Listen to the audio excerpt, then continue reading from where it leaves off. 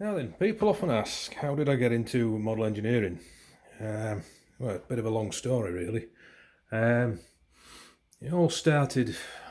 Where shall I start? Now then, yeah, an old colleague of mine and mate, going back donkey's years, he had a garage in his garage. He lived on the other side of Leeds, and he had a workshop set up there, and he was building a 5-inch gauge A3, Gresley A3 Flying Scotsman locomotive, 4472, that was his chosen model. Anyway, he invited me over one time, and I walked in there and it was like walking into a sweet shop. It was fantastic. And he kept trying to tell me to have a go at this, and I ought to be having a go at model engineering because he knew I was a railway nut. And anyway, at the time I didn't have the money or the room or anything else, so it's just a non-starter. I was too busy at work, trying to get a business going and all the rest of it. Anyway, in 2011 he decided to retire, and he offered me to buy his machines and so on. But at that time I had nowhere to put them. We were in rented accommodation at work that had no room for them, so it was a non-starter. Anyway, he buggered off to Scarborough and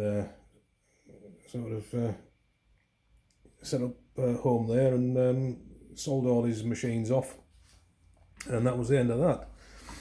And about 2 years later, at work we were in a different premises with more room, and we decided to have a bit of a go at making parts for sporting rifles, target rifles, sights and such as. But for one reason or another, that didn't happen. By the way, that's my Father's Day card from my daughter.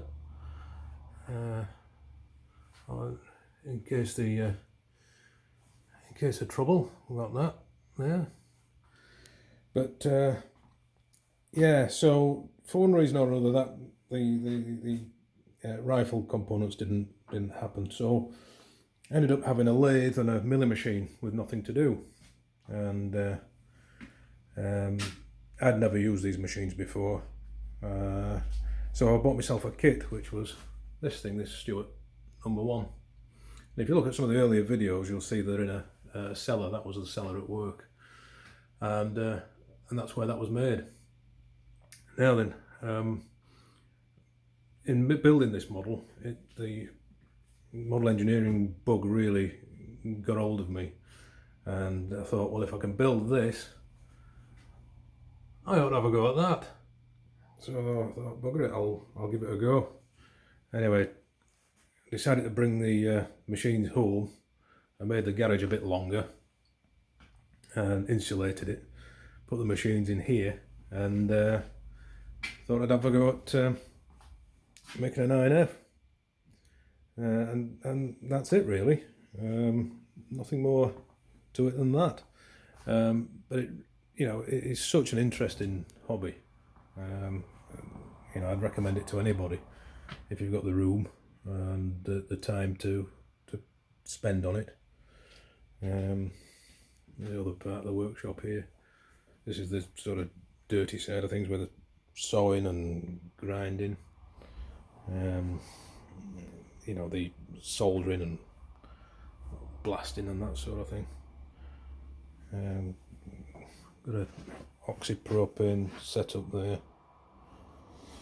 That might come in useful. I might make myself a mask for that, just in case, you never know.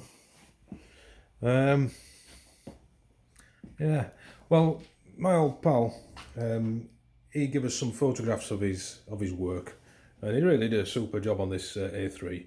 So I'll tag some of his pictures on the end of this video, and that's it really. Just